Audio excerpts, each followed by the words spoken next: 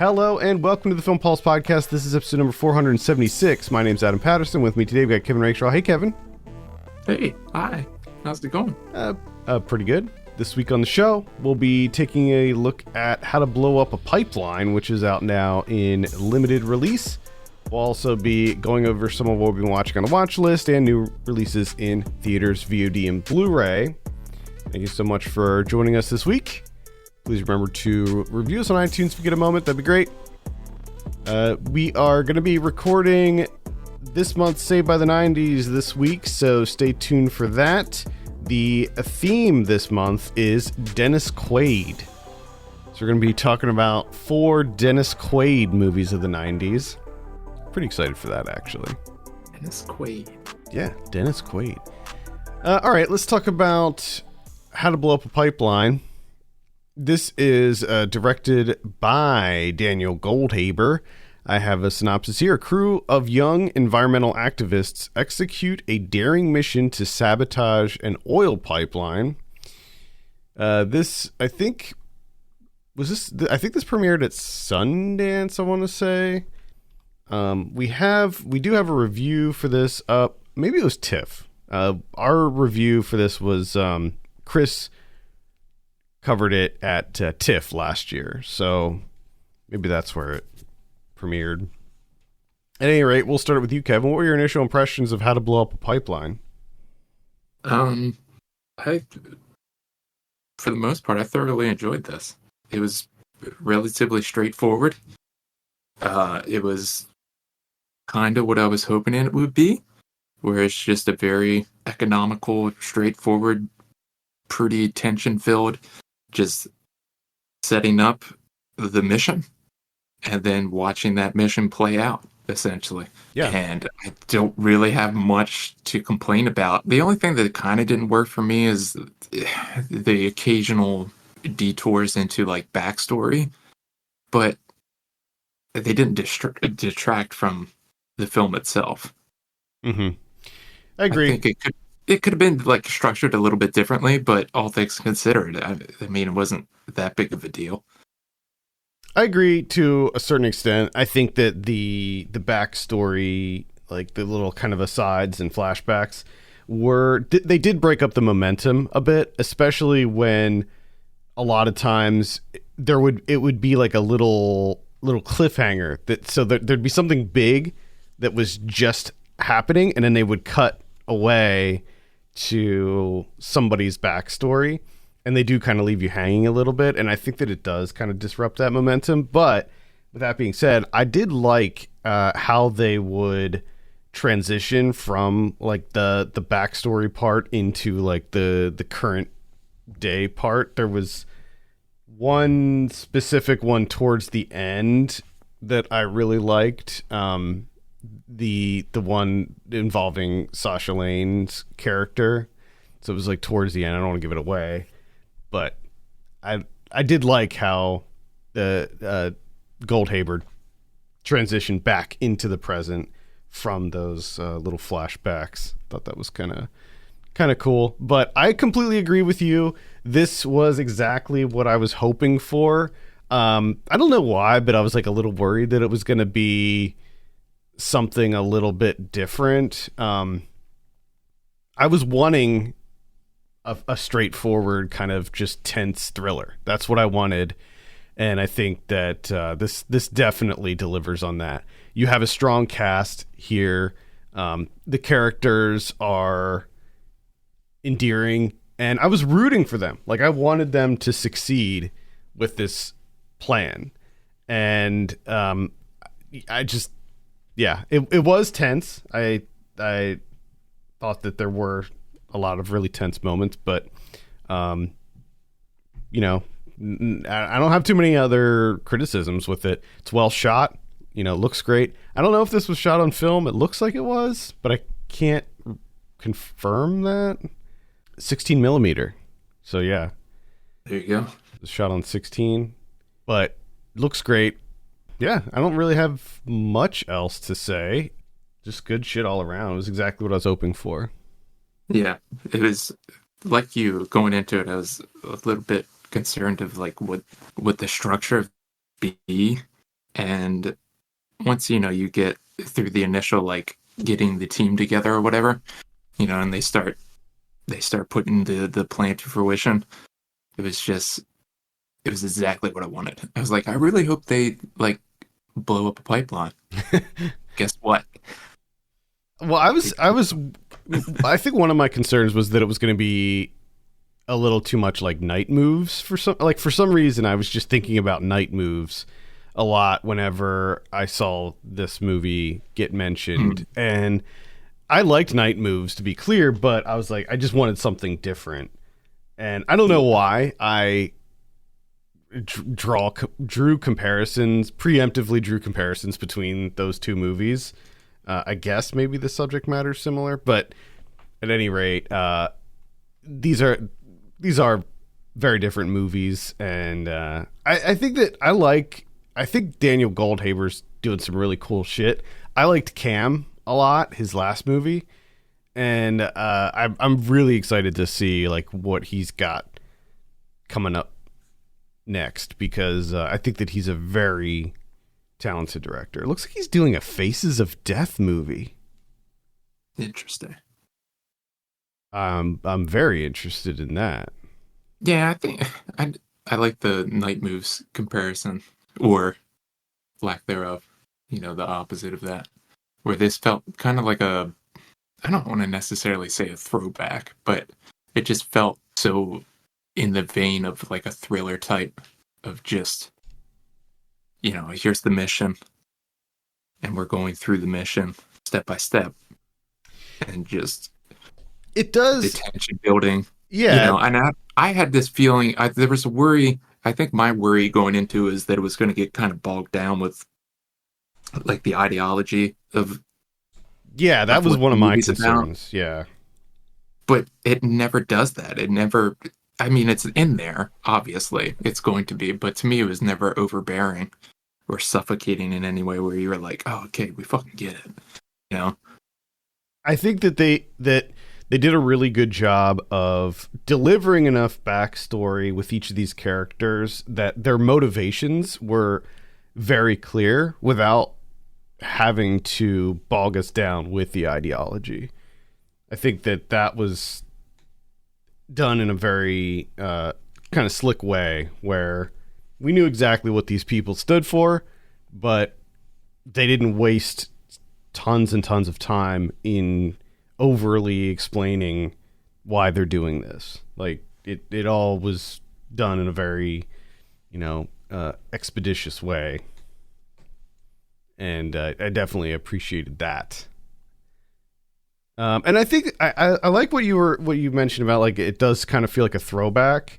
I think that part of that is probably because of how it was shot. It does feel like a less modern thriller. It feels more like what we used to get, in the 70s through the 90s, with these like really great thrillers that are like stripped down from all of the extra bullshit that we tend to get nowadays with a lot of these thrillers, and it just sticks to its main goal of delivering this really kind of taut, exciting story. Yeah, I'm glad you said it, because I wanted to point that out, is the way in which this is shot, especially like the cinematography mixed with the editing, does make it feel kind of like a throwback to me, and I think it really added to that tension building. I would also like to highlight the score of this movie, which I liked quite a bit. I've said it a million times, but I don't typically notice a score in a movie unless it's something that really stands out, good or bad, for me. And I think that Gavin Brivick's score in this is really quite good. I would agree, but I don't remember it. But I'm going to go ahead and say, yeah. It was good. It was it did a good job of aiding with the suspense, like helping build that suspense up, especially in the scenes when they're like, delicately building and placing the bombs and stuff. So Yeah, this movie's great. Highly recommend it. I don't know when it's going to be hitting VOD, but when it does, check it out. If it's playing in your area, I would say go see it. Let's go ahead and give it a score. I'm, I'm having a really hard time finding any faults in this movie, so I'm pretty high on this one. I'm at like an 8, maybe even an 8.5 on this for me. And I know what you mean, because I feel like, given everything that I've said, like surely it's got to be no less than an 8. But at the same time, I'm like, man, 8 seems high. It does, yeah. I'm gonna go 8. I'm going 8. They did it. They did the thing. They blew up the pipeline. Yeah, we did learn how. Like the title says, how to blow up a pipeline. We did learn how that was done. They did it. Success. Also, I did mention it, but kudos to the cast. Really good cast in this. I liked the choices of everybody that was being utilized in this. So yeah, it's tough to knock a movie that has assembling a ragtag group. Yep, that's always good, right? Mm-hmm. Anytime you assemble a group, I'm in, because I'm just like, who's in this group? I need to know more. Yeah, and then you get the group together, and it's like, okay, well, what's this group doing? Oh, they're going to blow up a pipeline? Okay, sign me up. Sign me up. Yeah. Give me a break. Cool. All right, that's How to Blow Up a Pipeline. Let's move on and talk about some of what we've been watching. Kevin, I believe it is your turn this week. Oh, okay. I only have 2, but I'm here to tell you about 2 that I liked a lot. I liked all the movies that I watched this week. Nice. Which is awesome. That was a good week. Yeah. So, the first one is Leonor Will Never Die. This is from like last year. Martika Ramirez Escobar. This is available to rent on Amazon Prime, $3.99. Pick this up. I forget where this played. It played somewhere that piqued my interest, and then it came out on VOD, so I had to check this out. So this is about this woman. She's a retired filmmaker, right? And she's kind of forgetful. She keeps, the main thing is she keeps forgetting to pay her electric bill. Her son lives with her. This is a Filipino movie, by the way. And she decides that she wants to finish this screenplay that she was working on. And she ends up getting hit in the head with the TV. It knocks her out, puts her in a coma, but it also knocks her into the movie that she's working on. Nice. And the way in which the movie is presented is, she used to make old 80s action movies. So they look like that. It's that type of quality with the sound effects and all of that going on. It's just an absolute riot. This movie is great. So much creativity in it. A perfect balance of being inventive, funny, but also dealing with grief and just juggling it all perfectly, really.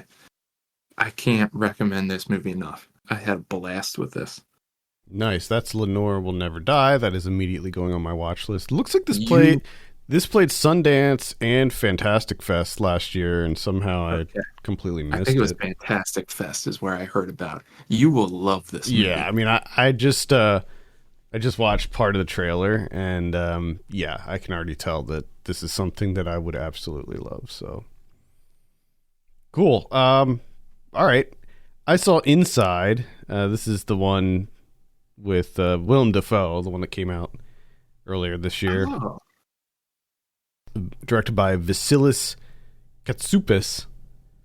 Willem Dafoe plays an art thief. He is doing this latest job, which involves a New York penthouse. So he breaks into a New York penthouse, steals a bunch of really, really expensive art, millions of dollars. Something goes wrong, and the house, the penthouse sort of goes into lockdown. He can't get out. And his connections on the outside, his team, they abandon him, leave him in there. And not only is he completely locked into this penthouse, but the system goes completely haywire, and the heat turns on, and it is rapidly getting hotter and hotter and hotter in this penthouse, and where he's completely trapped. And as you might expect, he starts to go a little cuckoo, little bonkers. Oh no. Interestingly, at one point, the heat turns off and the AC turns on. So it goes from like 105 degrees to like 47.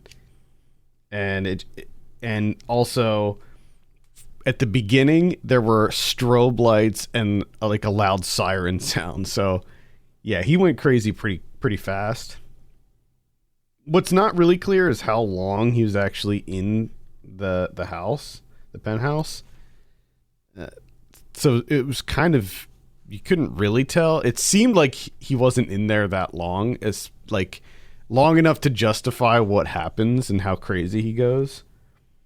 But yeah, I mean, it's kind of interesting. It's a little bit, it's pretty much what I thought it would be, but a little less so. I thought it was going to be a little bit more kind of on the surreal side, a little bit more focused on the madness. But for the most part, until towards the end, it's kind of normal. And him just trying to like get water, because the water's turned off on this apartment as well. So he has no water, no food. So it's like him, a lot of scenes of him like just like sucking on the walls of the freezer. And oh, by the way, like every time you open the fridge or the freezer, it plays the Macarena nonstop until you close it. So that was another thing that aided in his insanity. Why? I guess it's like a door, like a door alarm. Like you leave the fridge door open too long, and it starts to play an alarm. But why would you pick Macarena as your alarm? I guess because it's annoying enough that you want to immediately close that fridge door. I guess. Either way, I was kind of down the middle on this one. Like, it was okay. The beginning parts were okay, and I don't know. I'm not really sure why this movie's really, we need it. Yeah, like it wasn't that entertaining, and it wasn't that new, and it didn't really have that much to say either. So at the end of the day, I was just like, okay, well, yeah, pretty forgettable. I remember when we were getting ready for our most anticipated, this is one that I read about, right? And initially, like, reading it, you're like, oh yeah, nice. Mm-hmm. And then you think about it for like a split second more, and you're like, actually, I don't know if I want to watch that though. It's kind of, yeah, and it's kind of gross too. Like, as you would expect with someone who is trapped in an apartment and there's no running water, so there's no like plumbing, the toilets are not working. So they do spend time like showing us where he's shitting, and his pee that's like turning brown from dehydration, and it's kind of gross. Like eventually he just starts walking around completely naked, and it's not a very pleasant movie to watch. Yeah. Anyway, don't really recommend it. Inside. Well, that's good to know. The only other thing I watched is INU-OH, the newest UASA anime. I didn't know that this just at some point it dropped on Hulu. Did not know. Just completely by accident saw it on there, and I lost my mind and hit play faster than I've ever hit play on something. And it did not disappoint. It's like a rock opera musical. Nice. Yeah, it's incredible. OH he has this curse. He's kind of like, for one arm is like the length of like 14 arms. The other arm is really, really short. His legs are messed up. Like, his face is deformed. He's got a lot of problems, right? And people see him as a monster. He comes in contact with this guy, this young Biwa priest who plays music, and like the priest is blind, so he doesn't know. They start a friendship. He plays his music, does the dancing, and they start telling stories about these like fallen soldiers and everything. And every time they like do a performance, the souls of the fallen soldiers or warriors or whatever that they're telling the stories of, like, lift a little bit of the curse. So like first he gets like normal human legs. So every time he does that, and it just keeps going and going and going.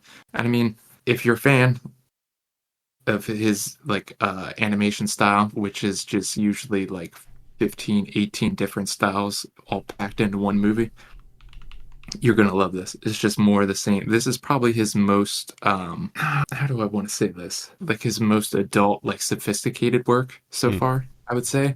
I mean, it has some silly aspects to it, but not as other movies do. And I mean, sometimes it's just downright beautiful. There's one shot in particular where I forget who it is that's singing, but there's like millions of like cherry blossom leaves or petals falling, and just the way that it's animated is just incredible. Nice. Yeah, this looks great. The music's good too. For someone like me that's not a big musical guy. Yeah. The music's great. Cool. And that's INU-OH. That's going to be on Hulu. I'm continuing my my Walter Hill deep dive this week. I'll transition from INU-OH to another movie that involved someone who was looked at as a monster, and that's Johnny Handsome from 1989. This stars Mickey Rourke as a guy who he's got like the Elephant Man disease. Okay. Elephantitis, or I can't remember the term. But at any rate, he has severe facial deformities, and he's like a career criminal, and a job goes wrong, and his mentor gets killed by Lance Hendrickson and Ellen Barkin, who are this like evil kind of murderous couple.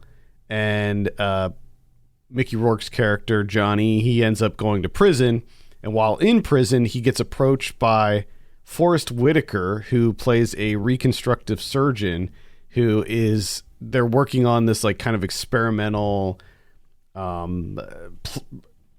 thing in that, like it's like a rehabilitation thing where they give prisoners reconstructive surgery, I guess, or something. I don't know. But at any rate, they give him surgery that fix his deformities, and they give him like a new identity, a new name, and all that stuff. And he goes on, he gets approved for a work release, and he basically vows revenge against these two people who killed his mentor and sent him to prison and double-crossed him and all that stuff. It's pretty good. I like this more than some of Hill's like later things. Like it was entertaining. It was well shot. It was well acted. So I think that this is definitely a fun one. It's not like on the same level as some of his other movies. I'd say that like this is like kind of a mid entry in his filmography. Still quite entertaining though. I enjoyed it for the most part. Morgan Freeman plays his like caseworker / cop. This takes place in New Orleans too, so it's got a lot of that like New Orleans flavor to it, which I like. So yeah, I can recommend Johnny Handsome. I saw Tresspass. This is from 1992. This is with Bill Paxton, Ice-T, William Sadler, Ice Cube. It involves two firefighters who find a treasure map in a burning building. This guy, they go into this burning building, and this guy ends up jumping into the flames. So he kills himself using the fire. But before doing so, he leaves this like treasure map, and William Sadler and Bill Paxton use this treasure map to find this abandoned factory where they discover that all this like gold, tons of gold, is stashed. But it turns out that a gang is also using this abandoned factory as a place to conduct business / kill someone. And it turns into this cat and mouse game where you have Bill Paxton, William Sadler trying to get out of this factory where they're being hunted by this gang. It's a lot of fun. This one is also exactly what you would expect from a Walter Hill movie. Quite good. I would recommend this one. The final one that I'll mention is Undisputed from 2002. This is it's a boxing movie. It takes place in prison. So you have Wesley Snipes, who is a former boxer who was sent to prison for killing a man who was sleeping with his girlfriend or wife. And then you have Ving Rhames, who was he's the current heavyweight champion of the world, and he gets sent to prison for raping a woman. This seems like Ving Rhames' character seems like a very thinly veiled version of Mike Tyson. So what you have here is in this prison they do a boxing league where once a month the prisoners can do like these sanctioned sort of fights in like an actual boxing ring and stuff. And Wesley Snipes is undefeated. He just destroys everybody who challenges him. And, Ving Rhames comes in, world heavyweight champ, and they set up this boxing match. Peter Falk is in this, and he's great in this. And he plays this like mobster guy who organizes the fight and everything. It's very average. It's very forgettable. It's just kind of your typical prison / boxing movie. There's just really nothing too interesting here, unfortunately. The performances are good. Like Wesley Snipes and Ving Rhames are awesome in this, as is Peter Falk, as I mentioned. But like the story itself is just very generic. There's really not a lot here. Everything that I mentioned is pretty much exactly what happens in this movie. You get these two guys, they train, they fight, there's a winner, roll credits. Like there's just not a lot here. It wasn't like offensively bad or anything, but, and also like, I don't know, Walter Hill, he does some like goofy stuff with title cards in this where like he like flashes up what everybody is in prison for and stuff. And I don't know, it's like he's trying to make it a little bit more like docu-fiction-esque, get that kind of vibe, but I don't know, it doesn't really work. So that's it. That's all I got. Oh, I have one last thing because I forgot to mention it. I forgot to log it a while ago, but I watched Quick Change, the Bill Murray one. Oh, okay. Yeah. Yeah. It's, Tubi. Why not? Just throw it on there. So I gotta say, like, this was fairly interesting. The bank robbery, and then like the initial, like them trying to leave New York and they can't. Mm-hmm. But man, did it run out of steam. Oh yeah. And it just kind of got ridiculous, like as it went on, and I kind of lost interest about. I can't even remember like when the interest started to wane, but it started so high, Mm-hmm. just like the way that they really took their time, like through the bank robbery. Like it played out like almost in real time. And it's just like, man, this is not what I was expecting. And then them getting out and trying to leave New York City, just trying to make it to the airport. And then, like I said, it really lost steam. Yeah. I still think that this was better than what people made it out to be. I still liked it. Definitely, without a doubt. But to me, it felt like the promise was so high in the Yeah. beginning. There, you're like, oh my god, this is going to be incredible. Yeah. And then you're like, oh, okay, I see what happens. Yeah, it definitely does lose steam.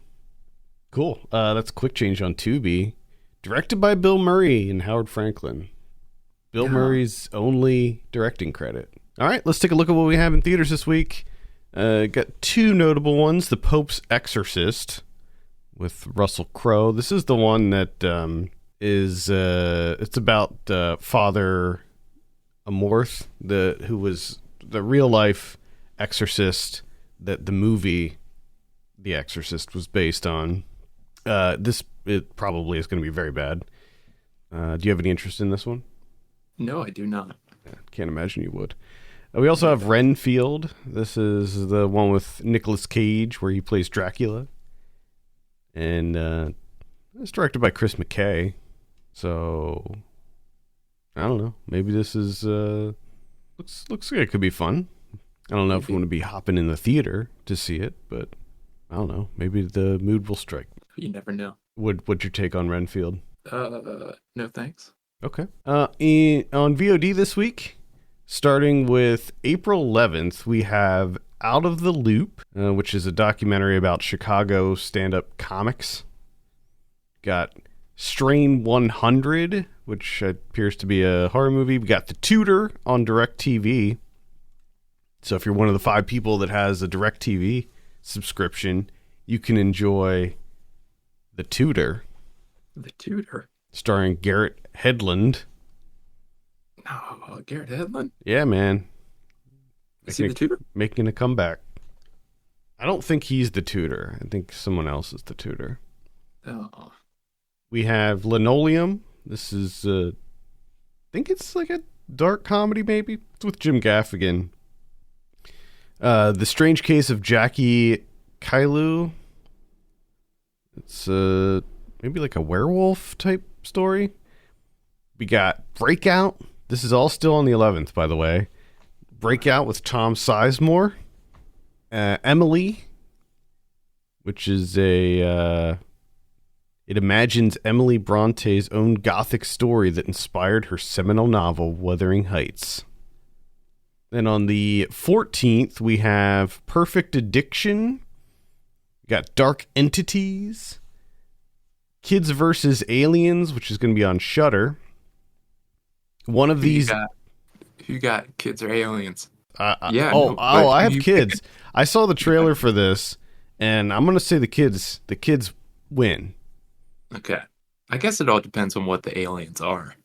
I think they're pretty ruthless, but the kids look like they're a bunch of little badasses. Little badasses with attitudes. This is directed by Jason Eisner, so of Hobo with a Shotgun fame. Gotcha. I got aliens. Okay. All right. I hope that movie is just aliens demolishing kids. I don't think it is. I don't think it will be. I'm planning on checking this out though, so I'll report back next week. Yes. We got One of These Days. 7 Kings Must Die. That's going to be on Netflix. We have Weathering, which is also on Netflix. We have One True Loves, which is an absolutely horrible title. We have Chantilly Bridge, and it looks like that's about it. On Blu-ray this week, we have Heart of Dragon, which is from 1985. That is a Jackie Chan, Sammo Hung film, which I have not seen, but I'm interested. Flashdance is coming out in 4K. There's also a really cool looking steelbook version of this that's coming out. Flashdance getting a steelbook? Yeah. Wow. It's what's his name? It's the cover's in the style of oh my god, that 80s artist that I like, Nagel. Dance steelbook. Looking it up. Last name's Nagel, right? Is it something Nagel? You know what I'm talking about? Like the Duran Duran album cover. That dude. Yeah, Patrick Nagel. Patrick Nagel. That's it. Yeah. I like Okay, I got you. I know who you're talking about. Yeah, I like his stuff. Got Infinity Pool coming out. Hell is for Heroes from 1962. Bless the Child from 2000. Looks like House of a Thousand Corpses is getting a 20th anniversary edition. Scare Package 2 is coming out. That's on Shudder. The Truth About Spring from 1965. Sorority Babes in the Slimeball Bolorama 2 is coming out. That's from 2022, believe it or not. I was not aware that this movie existed. I think it's crazy that they made a sequel to that movie so many years later. And it's like, it looks like a bunch of people from the original cast are in it, and Brink Stevens directed it. So that's kind of interesting. I'm sure it's bad, but You know that. but I kind of want to check it out. There's a box set for the In Search of Darkness trilogy that's coming out. So if you haven't seen that huge sprawling documentary series, now's the time. 872 minutes worth of 80s horror movies. So That's too many. strap in on that one. Woman of the Photographs. G.I. Joe Retaliation from 2013, just getting a random Blu-ray drop. Yeah, that's pretty much it. What about Criterion's this week? We got one Criterion, and that's The Fisher King. Ooh. Robin Williams, Jeff Bridges, Terry Gilliam. Fisher King from 91. You know, I never saw this. I saw it a long time ago. I mean, I think, I've always wanted to see it, but I just never have. Well, now you can. On Criterion. Yeah. 4K UHD. Nice. Cool. All right. I think that's going to do it for this week. Thank you so much for listening. You can send us your questions and topics to podcast@filmpulse.net. You can follow us on Twitter @FilmPulseNet, at FilmPulseKevin. And if you have a minute, consider reviewing us on iTunes. That'd be great. For Kevin Rakestraw, my name's Adam Patterson. We'll see you next week.